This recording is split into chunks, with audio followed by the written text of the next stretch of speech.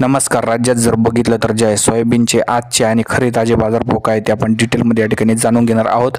त्याआधी सर्वांना या ठिकाणी विनंती करतो, आपण व्हिडिओ शेवटपर्यंत बघा, व्हिडिओला लाईक करा, चॅनलवर नवीन असाल तर सबस्क्राईब करा.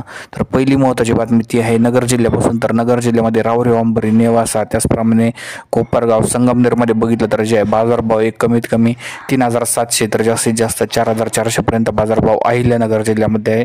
यानंतर छत्रपती संभाजीनगरमध्ये जर बघितलं तर जे आहे बाजारभाव 3,800 तर जास्तीत जास्त 4,300 पर्यंत पाहायला मिळत आहे. यानंतर जालनामध्ये 3,950 तर जास्तीत जास्त 4,450 मार्केट पाहायला मिळत आहे.